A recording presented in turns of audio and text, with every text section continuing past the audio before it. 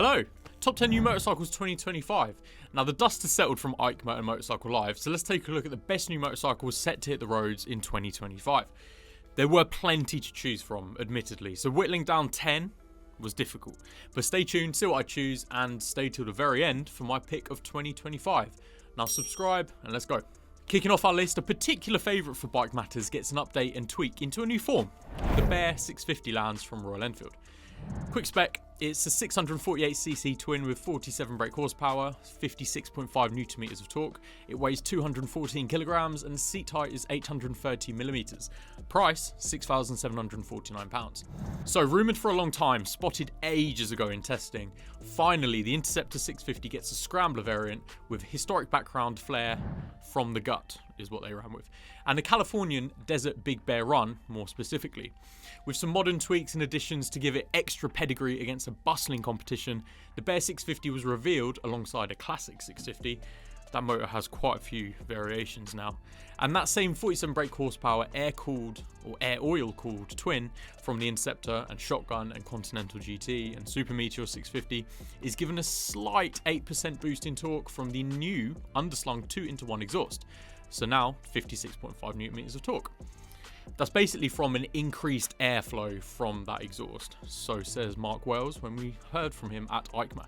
Now this is granted uprated 43mm upside down Showa forks, a higher and wider handlebar, 19-inch front and 17-inch rear wheels with knobbly-ish tyres, and a slightly weighty 214 kilogram weight. But of course that weight's going to be quite low down because the engine is quite heavy. Will you be scrambling around on this though? That's the question. Perhaps not, but it can do it. And the style is a nice addition, particularly when you're navigating the urban jungle. Key to note on this one is the addition of the TFT Tripper Dash. It's got a Google Maps function via your smartphone integration, and it's particularly nice. It's capping off what could be a fantastic option in 2025. Now the pricing on a Royal Enfield may not be quite as affordable as it once was. When they first started, they were incredible prices. And that goes back to 2017 when the Interceptor was first introduced. But I think the style looks nice and overall it's a great option on the road. The power delivery will be torquey, raw, playful, and it's furthered with this light green lane potential. Now as I mentioned, we did see Mark Wells at EICMA and he's the Chief of Design for Royal Enfield and Strategy. And he basically spoke through the new parts of the Bear at EICMA. So if you go to the Lexham Insurance TikTok, you can find that there. Finally, the Bear does have a rival on this list that you'll see a little bit later on. Wonder if you can guess what it is. Get down in the comments to let me know which one you prefer. Now we'll do a rating for each bike as well. 5 out of 5 Bike Matters helmets for this one. The pros are that it proves the motor is very versatile with so many variations. And it's raw, but it's got nice tech, that dash in particular. The style overall is a huge positive for me too. Slight negatives, I mean, is it just Scrambler style only? Is it a little bit too weighty? And is it a little bit too expensive now? It's not quite the bargain that Royal Enfield used to sell, but it's still a great bike. Anyway, moving on. Next we have the KTM 390 Adventure R. Spec on this one is a 399cc single 44 brake horsepower, 39 Nm torque bike. The weight is to be confirmed and the seat height is 855 millimeters. Again, price is to be confirmed as well, but we're guessing around about £5,700. Now KTM is quite a fun one to look at, for obvious reasons, but they announced so many new releases that this 390 Adventure kind of went by the wayside a little bit. Of course, their financial difficulties are worth thinking about too, but we could come across here one of the best lightweight adventure bikes on the market. There looks to be a substantial upgrade from the previous generation, at least in this first scene, R guys, for adventure riders, off-road riders and tour riders, particularly those with an A2 license. Now style-wise, this looks incredible. It's taller, it's filled out, and it's a little bit less of a Duke with off-road bits on, and more of its own bike. Though it will, of course, share the same 399cc LC4C single from the Duke. It's got official power and torque figures to be confirmed, but apparently it will be the same as the Duke, so 44 brake horsepower, 39 Nm of torque. That's what we're thinking anyway. And we're expecting the same price, therefore, maybe a little bit more. £5,700 would be great.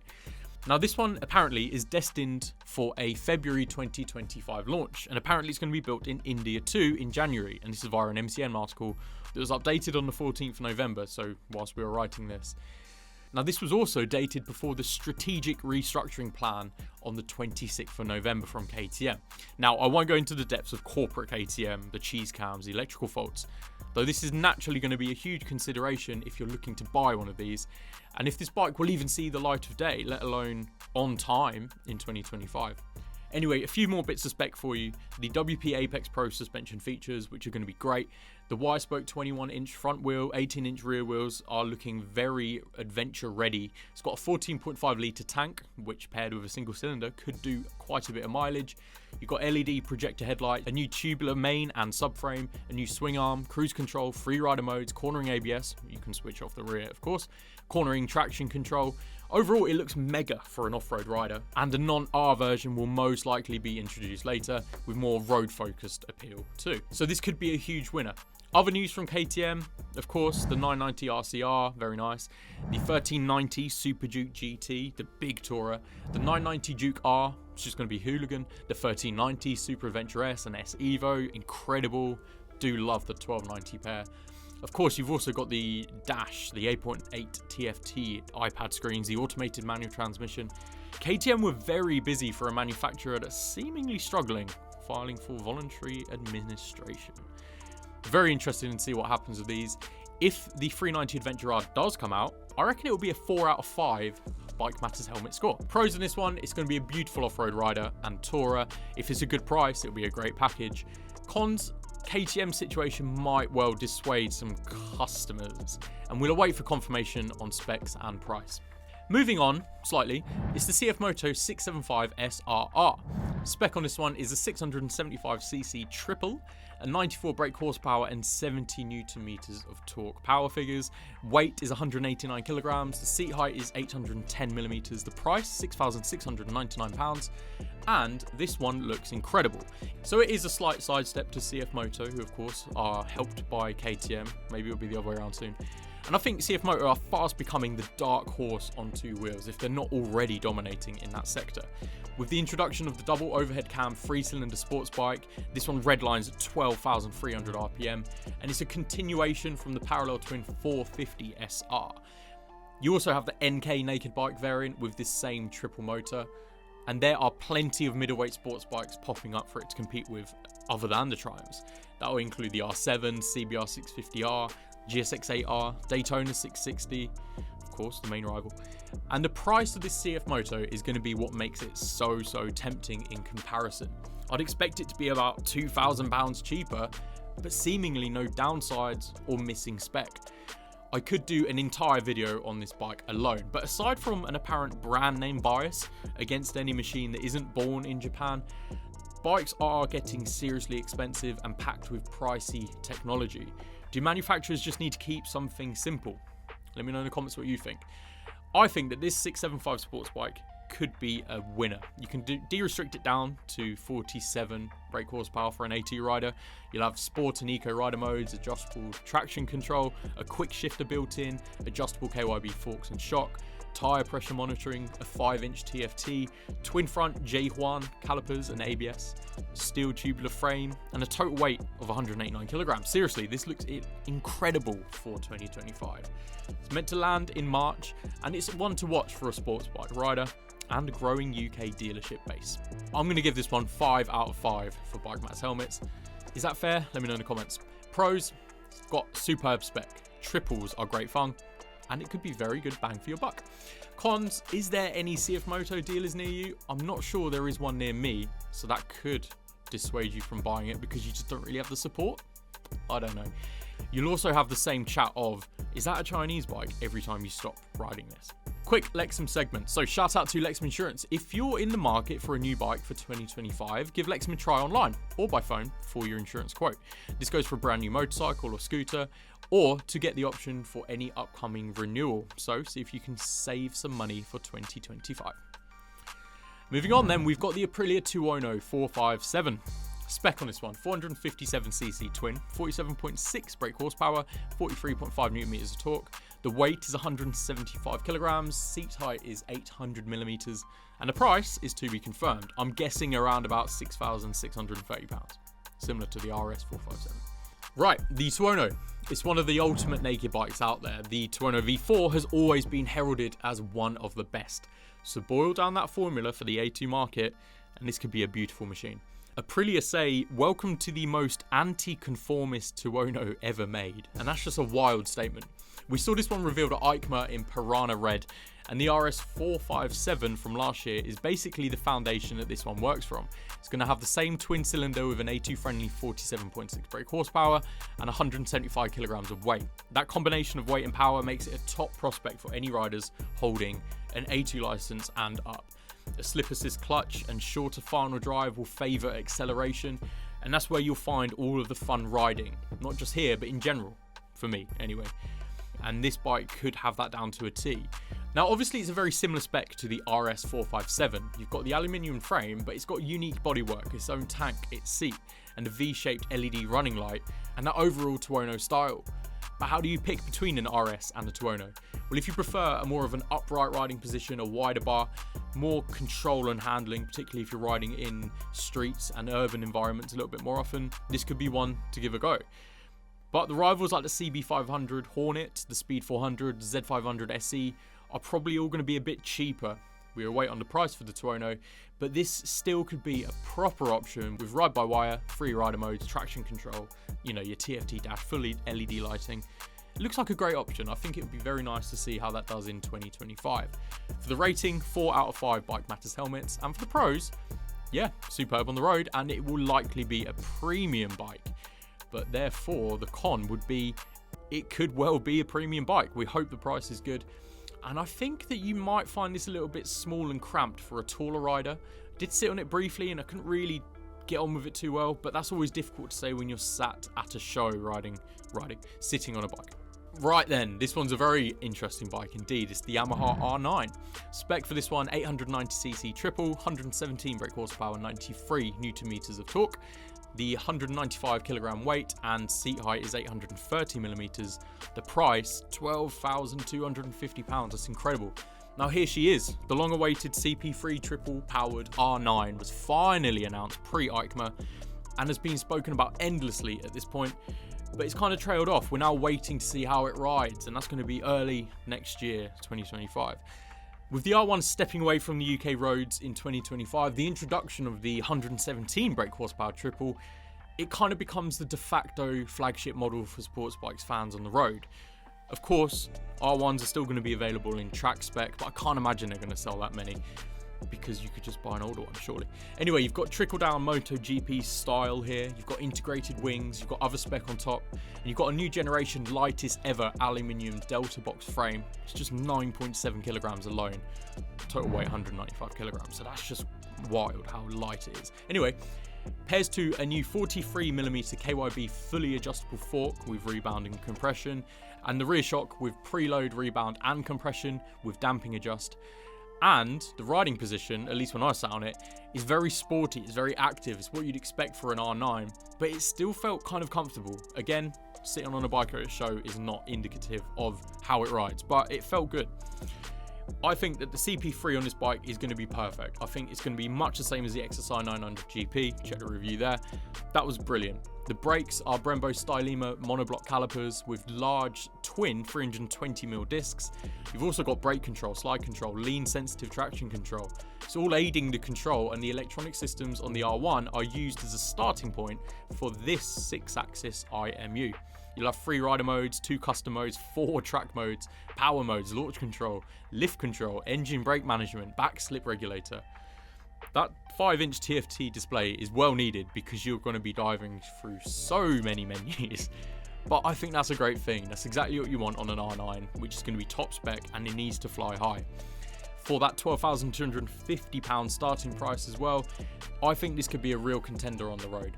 Yes, it's not an R1, but tell me that you need an R1 on the road. I think you'd still have loads of fun on this R9. Or are there better options in this category? Again, let me know please. Rating, for me personally, is going to be 5 out of 5 Bike Matters helmets. Go and watch the 2025 Yamaha video, live from EICMA, if you want a little bit more Yamaha stuff as well. Subscribe whilst you're there too. Anyway, pros is the CP3. I love that triple motor. The spec and the adjustments and the rider options here are top. So top spec. and the price for all of that is decent in my eyes. Cons, riders on the road will just say, well, it's not an R1, is it? No, it's not, but yeah, that's the only con I can think of anyway. Let me know what you think. Moving on, we're staying in Japan, but this is a Suzuki DRZ4S and SM. Spec-wise, it's 398cc single, 37.4 brake horsepower and 37 Nm of torque. The weight is split between the two, so you've got a slightly weightier 154 kilograms or 151 depending on the model, and the seat height again differs, 890mm or 920mm. Price is to be confirmed at this point. Now, 15 years after it disappeared from UK dealerships, the DRZ is reborn and rises from the ashes at EICMA 2024. This time Euro 5 compliant, whilst recycling and upgrading from the DRZ base with RMZ design cues. The Trail Rider and Supermoto duo could be set to dominate the pure fun sector of motorcycling in 2025, if the price is right. With the expected variations between the two, so 17-inch wheels on the Supermoto SM or a 21 18-inch combo for the S, and with different brake discs as well. The Supermoto gets a 40mm larger 310mm front disc and a weightier 154 kilograms, so only 3 kilograms more for the SM. Other differences are there, but they both share that same 398cc motor. It's derived from the previous motor with Euro 5 tweaks alongside some new engine internals, and it's fuel injected as opposed to carbed. Suzuki fans will recognise the drive mode selector, so ABC options, traction control with 2 settings and off, gravel mode, switchable ABS, you've got Suzuki clutch assist, though there's only 5 gears. Would you need 6 gears on this bike? It's not set up as a tourer, but it might be something fans would be keen for. The dash is minimal. Do you really need much more for a dash? There is a few little flaws here. There's a few little things that maybe take the shine off, but I think it's all about pure fun on the road and potentially off it. So we're keen to have a go and see what it's like in 2025. For my rating, 4 out of 5 Bike Matters helmets. And if you want a quick video from EICMA, have a look up there. Pros, promises to be incredible fun. There is 2 variants for road and trail as well. And the single cylinder has been reborn, and that's going to have quite a lot of character on the road and off it. Price is to be confirmed as a negative. And of course, there's only 5 gears. It's a big annoyance for some that there's also a small 8.7 litre tank, but that's just the way that this bike is set up. Now we have the Honda GB 350S. Spec on this one, 348cc single, 20.7 brake horsepower, 29 Nm of torque. It's 178 kilograms, and the seat height is 800mm. The price is £3,949. So one of the new machines for 2025 revealed by Honda at EICMA was this. It's the single-cylindered GB 350S with a workable 20 brake horsepower. It's clearly pointed directly at the popular 350 range from Royal Enfield, plus of course plenty of other options like the Speed 400. With the same raw quality and budget-friendly focus and just a £3,949 starting price, which is incredible. Now we have seen the H&S in other countries from Honda, but this has finally been launched for the UK and Europe for January 2025. It doesn't come with much in the way of tech or gadgetry. It has an analog dial with an inlay LCD, but as a wallet-friendly smaller machine with a focus on simplicity, you can't go far wrong here. That performance may prove wearing for those used to faster riding, but I have no doubt it will be great fun in town and on the back roads, much like the 350s from Enfield. The power and torque peaks are found at 5,500 RPM and 3,000 RPM respectively, though an assist and sipper clutch and the Honda selectable torque control will be welcome on this bike, particularly for city riders who are venturing to the countryside. A 15-litre tank should give an optimistic 350-mile range. Whether or not that's actually realistic is down to choosing. But for those after a stylish commuter with customization potential, Honda reliability, and that back-to-basic approach, surely you can't go far wrong with this. Other notable Hondas in 2025 shown at EICMA were the NC750X update, the new Hornet 750, and the CB1000 Hornet, which the reviews are now coming in, and that bike looks just as incredible as I thought it would be. You've even got a PCX125 Tech Edition. Anyway, for the GB 350S, I'm going to give it a 5 out of 5 Bike Matters helmets. If you think I've given too many 5 out of 5 scores, these are quite literally the top picks for 2025 from my opinion, so allow me to be idealistic.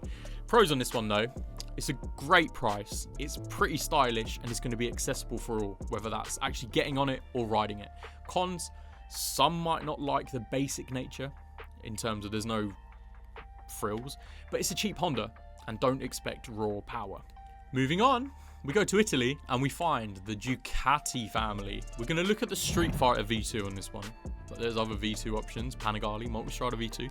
Anyway, Streetfighter V2 2025 spec. The engine, 890cc V2, the brand new one, with 120 brake horsepower and 93.3 Newton meters of torque. The weight is 178 kilograms, but that's wet with no fuel.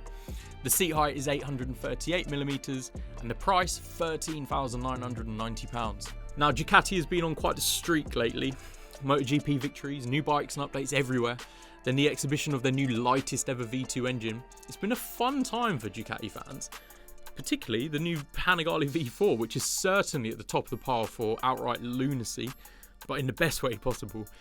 Now, we're not going to look too much at the V4 Panigale here, though, as much as I want to.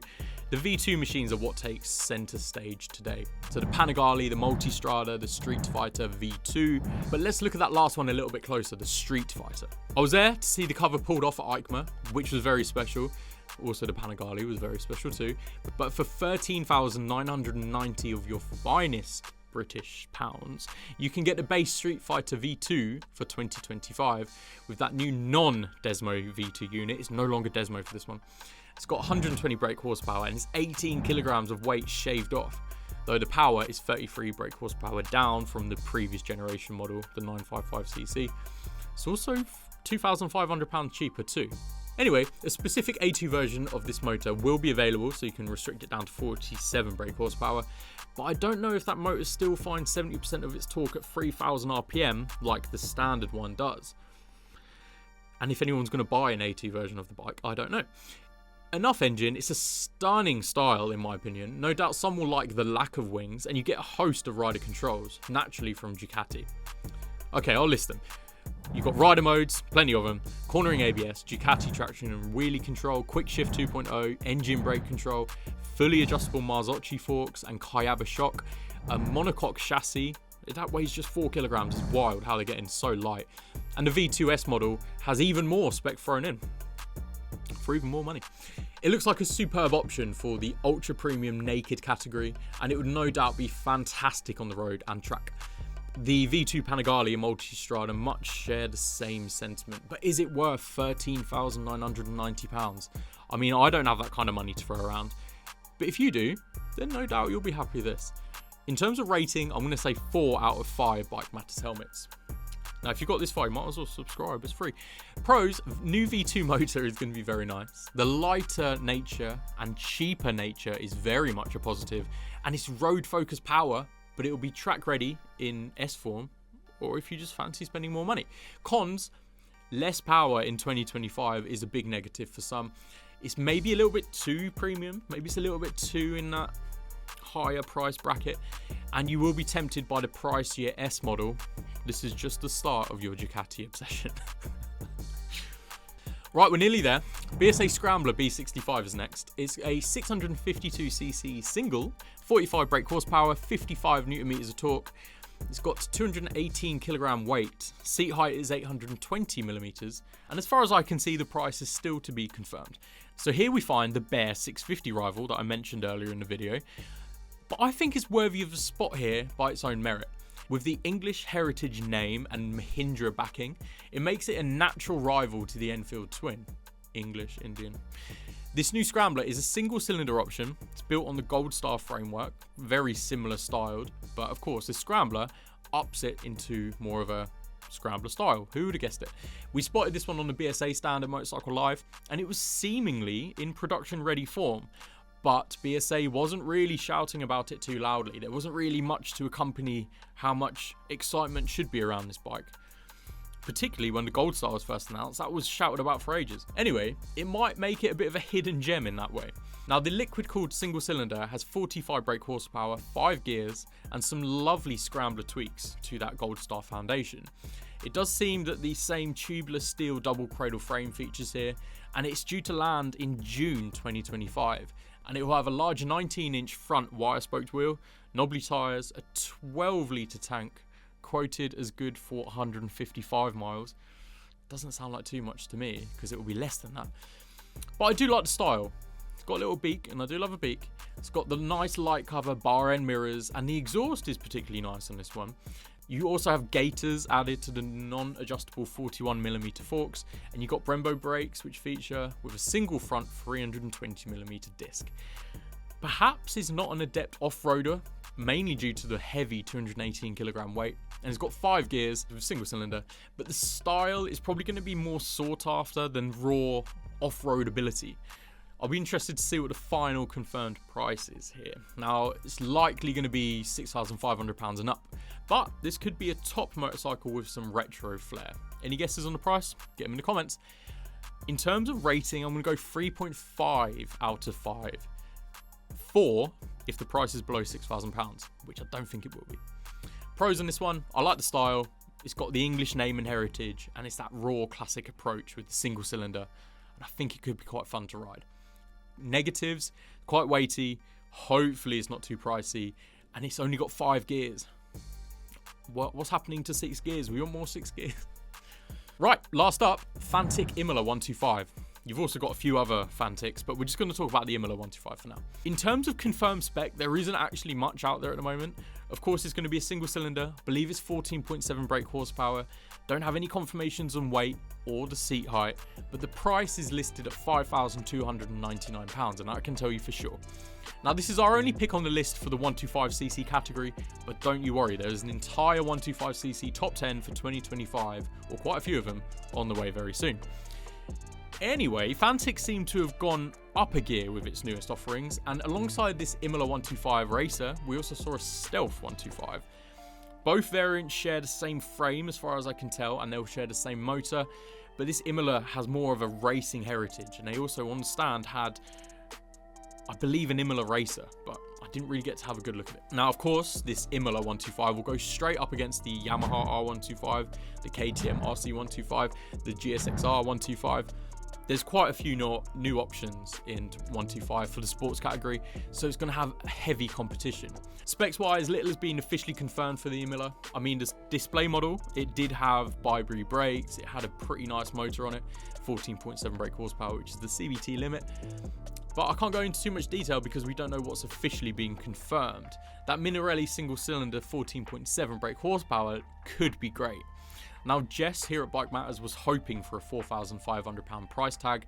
Unfortunately, the price was then confirmed at £5,299, which is only a few pounds short of the Yamaha R125, which is £5,302. And therefore, this instantly becomes one of the most expensive 125s that you can buy.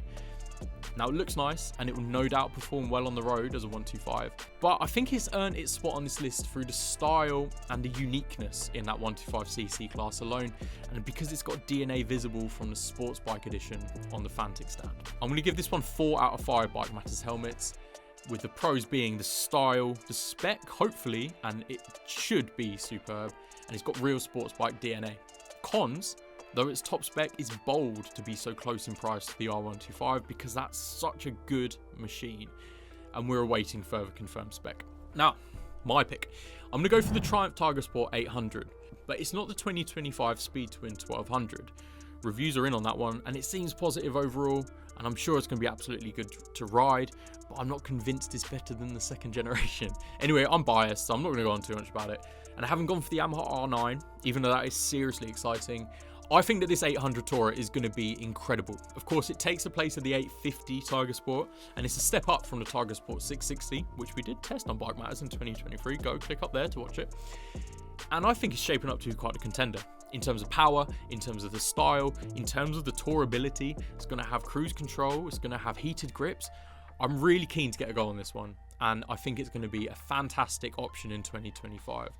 Of course, there's some slight drawbacks, like one being the dash, but the dash doesn't affect the bike overall. My early rating for this is 5 out of 5. Find the pros and cons in the full video up there. Now, if you've scrolled all the way this far and you're wondering, hang on, where's Kawasaki? The 1100 motor seems to be fairly limited as an update. It's just going to be satisfying Euro 5+. And the Versys and Ninja SX are the ones benefiting so far. We also saw the Adventure KLE that was in a box. But because it's still half in a box, I'm not going to talk about it too much until it's finally revealed, and then I'll talk about it a bit more. Equally, I would have loved to spend some time looking at the BMW range for 2025. The F450 GS Concept gets a launch edition, and that will be incredible, and I will definitely be very keen to see how that one lands. But I can't talk about it too much because I haven't got enough time. But what's your pick for 2025, and what are you looking forward to the most? Let me know in the comments. If you want a full deep dive of the Tiger Sport 800, go to watch there. Subscribe, like, and ciao.